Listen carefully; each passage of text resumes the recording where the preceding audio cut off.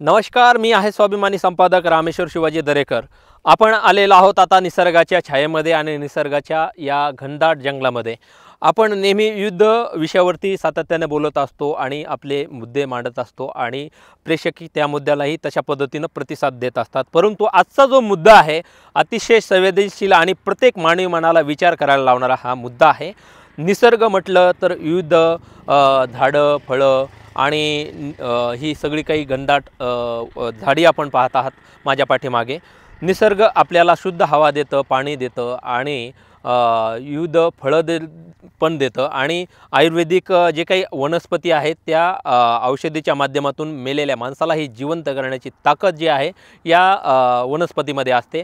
माझ्या पाठीमागे आपण बघत आहात हे विस्तीर्ण वाढलेलं जे काही हे घनदाट जंगल आहे आणि या जंगलामध्ये आता उन्हाळ्याचे दिवस आहेत। सर्व महाराष्ट्रातीलच नव्हे तर देशातील नागरिकांना आवाहन करण्यात येते की आपण चुकून जर शेतामध्ये जात असाल किंवा जंगलामध्ये जात असाल, आपण धूम्रपान करता म्हणजे जसं सिगारेट बिडी पित असाल किंवा एखादी पार्टी करत असाल आणि अचानक आपल्या पार्टीची एखादी काडी माचीसची पडल्यानंतर किंवा धूम्रपान केल्यानंतर सिगारेट अशी आपण फेकून दिल्यानंतर ह्या जंगलामध्ये पेट जर घेतला तर याचा विपरीत परिणाम हा या जंगलात राहणाऱ्या ज्या काही पशुपक्ष्यांच्या प्रजाती आहेत त्यांच्यावर होऊ शकतो।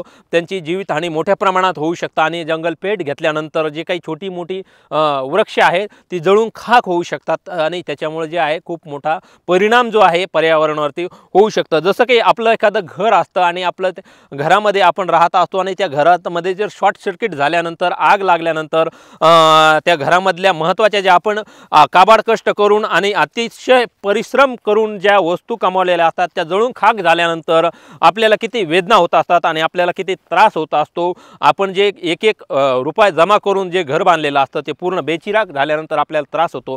तसाच वनामध्ये राहणाऱ्या जंगलामध्ये राहणाऱ्या ज्या काही पशुपक्ष्यांच्या जाती आहेत आणि प्राण्यांच्या जाती आहेत त्या ह्या वनाला आगल्यानंतर खाक होऊन जातात। त्यांची छोटी छोटी पिल्लं असतील तीही जळून खाक होत असतात आणि ज्या महत्त्वाच्या ज्या वनस्पती आयुर्वेदिक आपल्या मानवी आरोग्यासाठी महत्त्वाच्या असतात त्याही जळून खाक होत असतात आणि जी काही शुद्ध हवा देणारी जी काही मोठमोठी वृक्ष आहेत छोटी वृक्ष आहेत तीही जळून खाक होत असतात। त्यामुळे सर्व हा व्हिडिओ पाहणाऱ्या वाचकांना विनंती आहे की आपण जंगलामध्ये गेल्यानंतर कुठल्याही प्रकारचं धूम्रपान करू नका, कुठल्याही प्रकारच्या पार्ट्या जंगला जिथं आग लागू शकते अशा ठिकाणी करू नका। ज्या ठिकाणी आग लागणार नाही अशा ठिकाणी आपण पार्ट्या केल्या पाहिजे, जेवण केलं पाहिजे, तिथं जेवण बनवलं तर काही हरकत नाही आहे। परंतु घनदाट जंगलामध्ये बिलकुल आता आपण जेवण बनवू नका ही विनंती आहे। ही जंगलाची मोठी दृश्य आपण पाहू शकता, नजर पुरणार नाही अशा पद्धतीने सगळे विस्तीर्ण हे जंगलमय आपल्याला पाहायला मिळते। हा नजारा जो आहे अतिशय विचार करण्यासारखा हा नजारा आहे आणि आपण सर्वांनी याबाबत विचार केला पाहिजे। आपण वृक्ष लागवड मोठ्या प्रमाणात केली पाहिजे।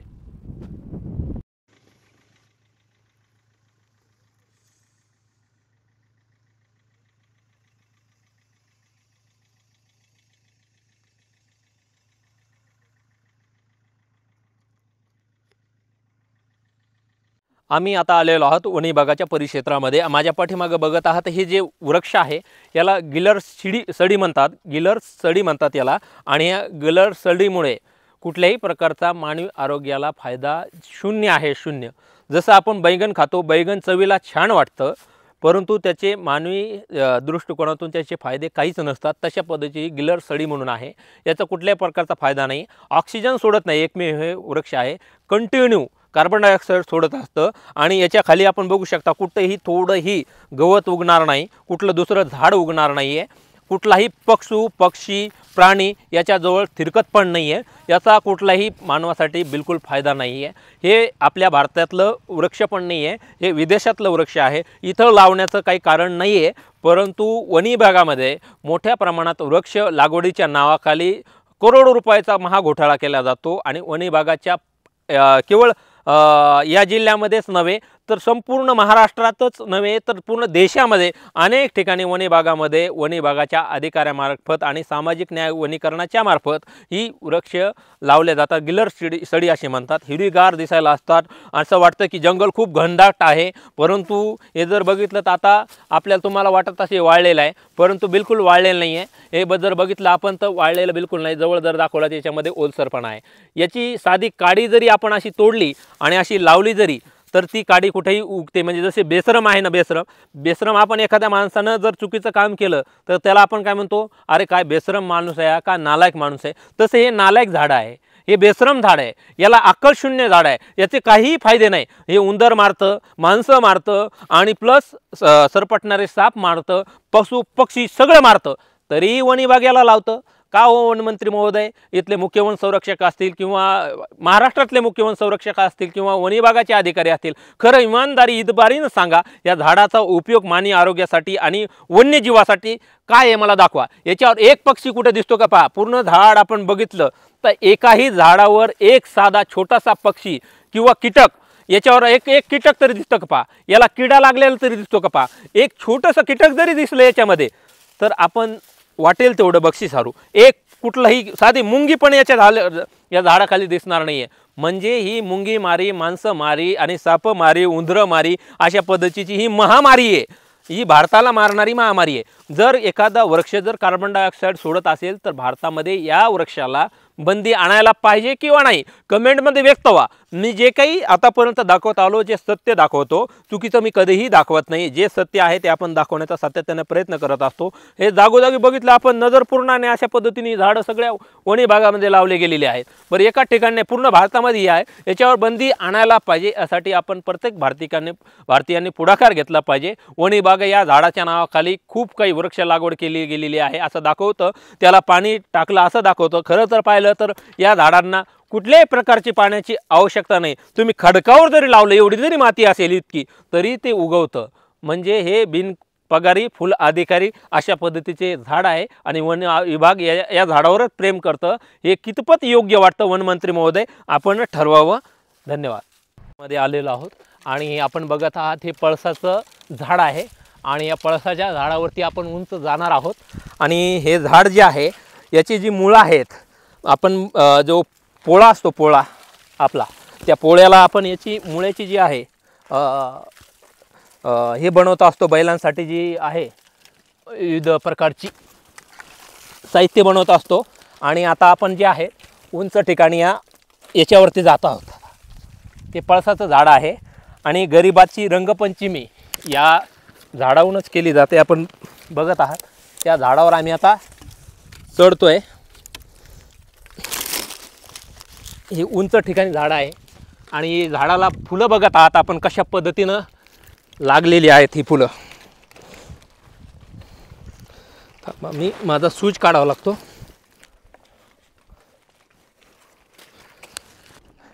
हे पळसाचे झाड आहे, रंगपंचमी.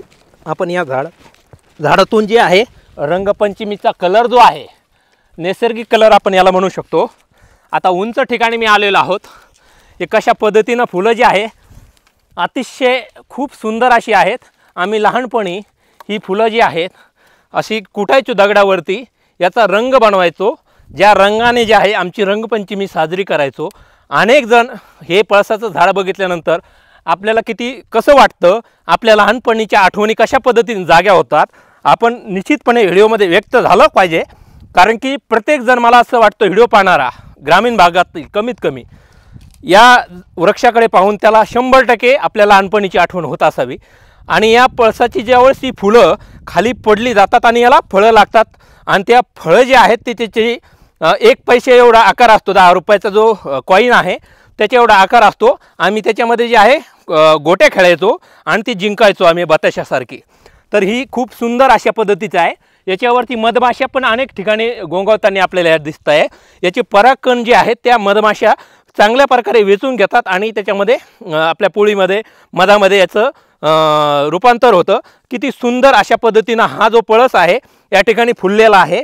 आपण या पळसाकडे उंच ठिकाणी येण्याचं कारण म्हणजे की लहानपणी मी असाच चढून जो आहे की ही जी फुलं आहे अशी तोडायचो पूर्ण फुलं आणि ती फुलं एका दगडावरती कुटून जे रंग आहे आमच्या मित्रपरिवारांच्या गालाला लावायचो आणि आनंद माझा द्विगुणित व्हायचा. कारण की तेव्हा पैसेही एवढे नव्हते आणि जे काही आता कलर वापरले जातात रंगपंचमीला त्याच्यामुळे आरोग्यावर विपरीत परिणाम देखील होतो आणि आपली त्वचा जी आहे त्याच्यावरही परिणाम होत असतो. त्यामुळं हा नैसर्गिक कलर आहे आणि गरिबांची जी काही रंगपंचमी आहे याच्या माध्यमातून खूप छान होते. या विस्तीर्ण वाढलेल्या उंच वाढलेला आहे आणि किती पटीनं फुललेला आहे. म्हणजे लग्नामध्ये मला तर वाटतंय उन्हाळ्यामध्ये ज्याला कोणाला गुलाबाची फुलं हे ते महागडी फुलं घ्यायला पैसे नसतील किंवा खर्चिक बाब वाटत असेल, मला वाटतं त्यांनी या काळामध्ये लग्न जी काही ठेवलेली आहेत त्या लोकांनी अशा पाकळ्या जर तोडल्या, व्यवस्थिशीर पाकळ्या जर तोडल्या तर हे पूर्ण गुच्छच्या गुच्छ आहे. बघू शकता आपण कशा पद्धतीनं लागलेला आहे हा गुच्छ. हा पळस, मी निसर्गप्रेमी असल्यामुळं किती सुंदर असं दिसतंय हे चित्र. खूपच सुंदर असं मन मोहून टाकणारं हे चित्र आहे. आणि वन्नी भागामध्ये हे गिलर सडी लावली, ती सडणारी उंदरे मारी माणसं मारी काही कामाची नाही अशा वनस्पती लावल्या पाहिजे, जेणेकरून भारतातल्या वनस्पती एकही वनस्पती अशी विघातक नाही आहे जी की शारीरिकदृष्ट्या माणसाच्या आरोग्यावर परिणाम करू शकेल. किती सुंदर अशी फुलं दिसतात. मला सांगा किती सुंदर मन मोहून टाकणारी फुलं आहेत.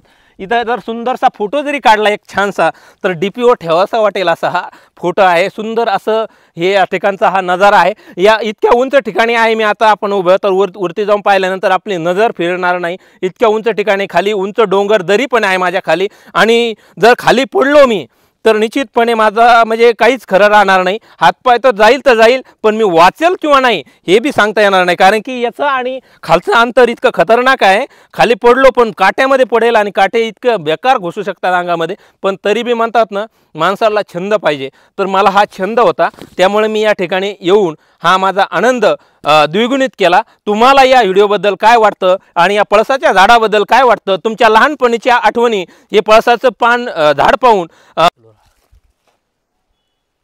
आपण बघू शकता कशा पद्धतीनं आंब्याच्या झाडाला मोहर लागलेला आहे, आणि कशा पद्धतीनं हे सर्व काही आंब्याचं झाड फुललेलं आहे.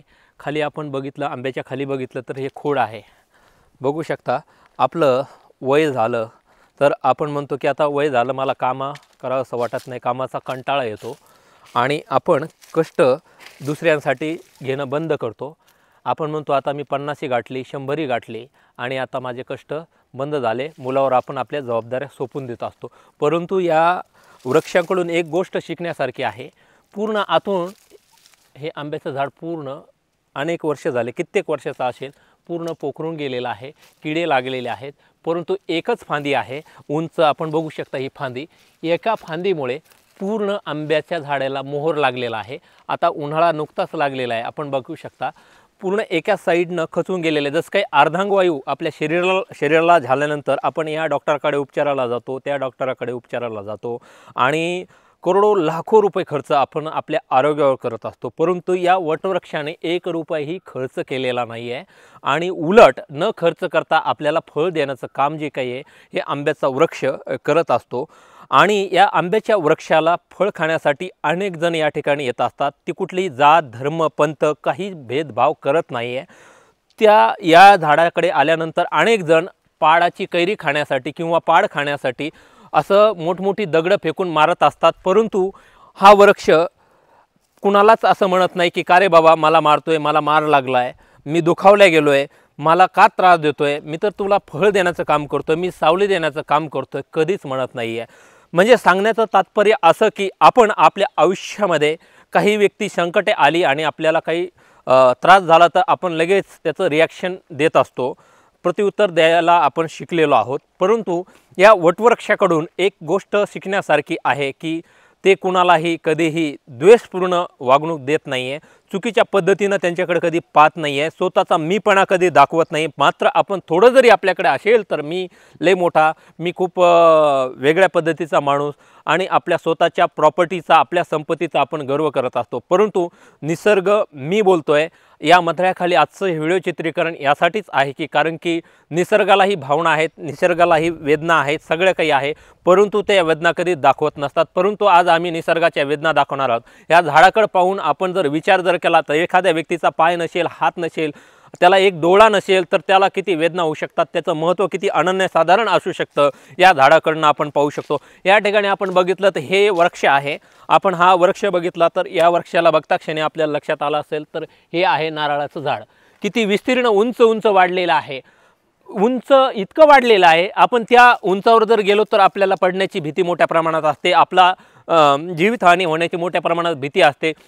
एवढ्या उंचावर जाऊन देखील त्याला नारळ लागलेली आहेत, वरतून टणक आणि आतून मऊ आणि रसाळ अशा पद्धतीचं हे नारळाचं झाड आहे आणि इतक्या उंच जाऊन देखील अनेक वादळी वारे येत असतात आणि त्या वादळी वाऱ्यामध्ये त्याला कशाची भीती नसते हे या ठिकाणी आपल्याला प्रामुख्याने पाहायला मिळतंय।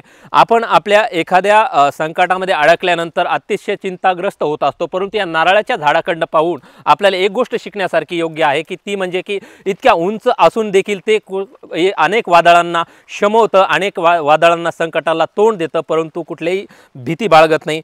ही गोष्ट महत्त्वाची आहे। निसर्गामध्ये एवढी मोठी किमया आहे की निसर्गाने चांगल्याला साथ दिलेली आहे। आज उन्हाळा दिवस आहे, उन्हाळ्यामध्ये वृक्षाची छाया ही अत्यंत महत्त्वाचा भाग आहे। ही वृक्ष केवळ मानवाचंच संरक्षण करत नाही तर निसर्गामध्ये जे काही दडलेलं आहे म्हणजे पशु पक्षी असतील, अन्य प्राणी असतील, त्यांचंही संरक्षण ही वृक्ष करत असतात आणि या वृक्षाच्या संदर्भामध्ये आपण बोलकं झालं पाहिजे।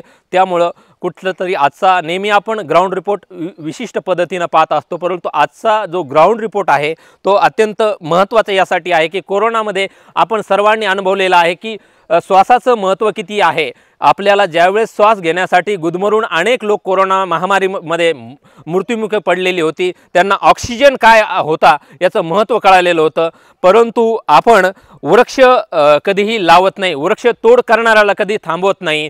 तर आपण हे कुठेतरी थांबवलं पाहिजे। वृक्षाबद्दल प्रत्येकाने आपुलकी, सहानुभूती, आपलेपणा आणि आदर्श जतला पाहिजे, परंतु ही गोष्ट कुणालाही काही घेणे देणार नाही। अनेक बेसुमार वृक्षांची कत्तल आज भर दिवसा केली जाते। वन विभाग ज्याच्या वृक्षांचे संरक्षण करण्यासाठी वन विभागाची निर्मिती केली गेलेली आहे, करोडो अरबो रुपये, लाखो रुपये त्यांच्या पगारावरती खर्च केली जातात, परंतु वन विभागाचेच अधिकारी या वनाचं संरक्षण करण्यासाठी, संवर्धन करण्यासाठी पुढे झजावताना आपल्याला दिसत नाही आहे। आम्ही दैनिक बुलंदशक्तीच्या माध्यमातून सातत्याने या सर्व विषयावरती प्रामुख्याने प्रकाश टाकण्याचा सातत्याने प्रयत्न केलेला आहे आणि या वृक्षाच्या संदर्भामध्ये आजही देखील आमचा हा ग्राउंड स्पेशल रिपोर्ट आहे की मी निसर्ग बोलतोय। तर आपण विविध वृक्षावरती वृक्षांच्या छत्रपती संभाजीनगर शहर जे आहे मराठवाड्याची राजधानी म्हणून ओळखले जातं आणि या ऐतिहासिक संभाजीनगर शहरामध्ये आजूबाजूचे जे काही परिसर आहे पूर्ण डोंगरमय आहे। इथं कधीही ज्वालामुखीचा जर भूकंपाचा जर धक्का बसला तर इथल्या ज्या डोंगरांनी जे आहे त्याचं संरक्षण वेळोवेळी केलेलं आहे आणि भविष्यातही संरक्षण केल्या जाऊ शकतं, परंतु मोठमोठी डोंगर जे आज जे काही अवैध उत्खननामुळे संकटाच्या चक्रीवात सापडल्याची आपल्याला प्रामुख्याने पाहायला मिळत आहे। हिमायत बागमध्ये इतक्या मोठ्या प्रमाणात विस्तीर्ण वाढलेली ही जी काही वृक्ष आहेत खरोखर उखाण्याजोगी आहेत आणि विचार करण्यायोग्य आहेत। अशीच वृक्ष जी आहेत प्रत्येकाच्या घरोघरी असली पाहिजे, प्रत्येकाच्या शेतात असली पाहिजे, आपल्या आजूबाजूच्या डोंगराळ भागामध्ये असली पाहिजे। जर ही वृक्ष जर जगली नाही तर आपण ही जगणार नाहीये। जसं आपल्याला पाण्याची आवश्यकता शरीरासाठी भासते तशी श्वासाची आवश्यकता पूर्ण भासत असते, परंतु हा श्वास देण्याचा, हा ऑक्सिजन देण्याचं काम जे आहे वृक्षांच्या माध्यमातून केलं जातं। कित्येक वेळ आपण फॅनच्या हवेखाली आणि एसीच्या हवेने जगणार आहोत। खरं जर जीवन जगायचं झालं तर हवा ही शुद्ध असणं अत्यंत गरजेचं आहे। जर दूषित हवा जर असेल आपल्याला भेटली तर आयुष्यामध्ये आपलं आरोग्य जे आहे 100% धोक्यात आल्याशिवाय राहणार नाही आहे। त्यामुळं मी निसर्ग बोलतोय या मथळ्याखाली आजचं हे आपलं व्हिडिओ चित्रीकरण आम्ही यासाठी सातत्यानं सांगत आहोत की या निसर्ग टिकण्याची आणि निसर्गाला टिकून ठेवण्याची क्षमता जी आहे आम्हा प्रत्येकामध्ये असली पाहिजे। आपल्या येणाऱ्या पिढीला आपण निसर्गाचं महत्त्व सातत्यानं चांगल्या प्रकारे समजावून सांगितलं पाहिजे। जर निसर्गच जगला नाही तर आपण बिलकुल जगणार नाही आहेत। आपण आज आपलं अस्तित्व जसं आहे निसर्गाचं तसंही अस्तित्व आपण कायम टिकून ठेवलं पाहिजे। जर आपण निसर्गाचं अस्तित्व टिकून ठेवलं नाही तर आपलं अस्तित्व कालबाह्य झाल्याशिवाय राहणार नाही। त्यामुळे निसर्गाची किमया अत्यंत अनन्यसाधारण अशा पद्धतीने आहे आणि हा ऐतिहासिक वारसा प्रत्येक नागरिकांनी, भारतीयांनी आपण प्रामुख्याने जपला पाहिजे। जर हा वारसा आपण जपला नाही तर येणाऱ्या काळामध्ये आपली जी पिढी आहे ऑक्सिजन अभावी मेल्याशिवाय गत्यंतर राहणार नाही आहे। याचं महत्त्व आपल्याला कोरोनामध्ये कळालेलं आहे। असंच महत्त्व आपल्याला जर राहिलं नाही तर येणारा काळ अतिशय भयावह, करोडो रुपये न देता निशुल्क अशा पद्धतीनं आपल्याला शुद्ध हवा देत असतात आणि चांगले दर्जेदार ही फळं देत असतात। शारीरिकदृष्ट्या अत्यंत पोषक असणारी ही फळं आपल्याला आंब्याची झाडं असतील, चिंच असेल, पेरू असेल, इतर जे काही अनेक विविध जातीची जी काही वृक्ष आहेत ती आपल्याला देत असतात। माझ्यासमोर आता चिंचेचं झाड बघता आपण। अनेक चिंचेची फायदे आहेत। वरणामध्ये देखील चिंच वापरल्या जाते आणि खाण्यासाठी ही चिंच वापरली जाते आणि चिंचेचे हे वाढलेली विस्तीर्ण झाडं आहेत। अनेक कित्येक पटीनं ही शुद्ध हवा ऑक्सिजन आपल्याला ही पुरवली जातात। त्याच्या बाजूला जांभळाचं वृक्ष आहे चिंचेच्या बाजूला, ते जांभळाच्या याच्यामध्ये देखील आहेत शुगर जे पेशंट आहेत शुगर धारक कित्येक देशामध्ये शुगरमुळे अनेक रोग उद्भवतात आणि मरण पावणाऱ्यांची संख्या अतोनात आहे आणि ती शुगरमुळे अनेक लोक रोज कितीतरी दगावत असतात। परंतु त्या जांभळीचे जे वृक्ष आहेत आपल्या घरापुढे लावण्याची हिंमत कोणाची होत नाही, आपल्या शेतात लावण्याची हिंमत कोणाची होत नाही, त्याला वाढलेल्या वृक्षांना संगोपन करून त्याला पाणी टाकण्याची कोणाची हिंमत होत नाही आहे। त्या झाडावर आता उन्हाळा लागलेला आहे, त्या झाडाच्या फांदीला एखादा घरट्यासारखं एखादा बाऊल म्हणजे आपण एखादं टोपली लावून त्याच्यामध्ये पाणी टाकून त्या वृक्षावर येणाऱ्या जे काही पशुपक्षी आहे त्यांना पाणी पाजण्याला कोणी धजावत नाही आहे। म्हणजे एवढी मानसिकता नीच आणि खालच्या दर्जाला जाऊन पोहोचलेली आहे। कुणालाही सगळं काही आयतं बसल्या मिळालं पाहिजे आणि सगळं काही घरपोच मिळालं पाहिजे असं प्रत्येकांना वाटतं। माणसाची वैचारिक पातळी जी आहे पूर्ण खालावली गेलेली आहे। ही वृक्ष पाहून मला अत्यंत प्रसन्न वाटतं। मी वृक्षप्रेमी निश्चितच आहे। माझ्या वडिलांच्या जे काही पुण्यतिथीला जे आहेत मी हजारो वृक्षांची लागवड लावण्याचा प्रयत्न नेहमी करत असतो आणि याच्या आठवणी हे पळसाचं पान झाड पाहून नक्की ताज्या झाल्यात का, तुम्हाला कसं वाटायला लागलं हे पाहून सगळं काही निश्चितपणे व्यक्त व्हा आणि हा व्हिडिओ जास्तीत जास्त लोकांपर्यंत शेअर करा। धन्यवाद।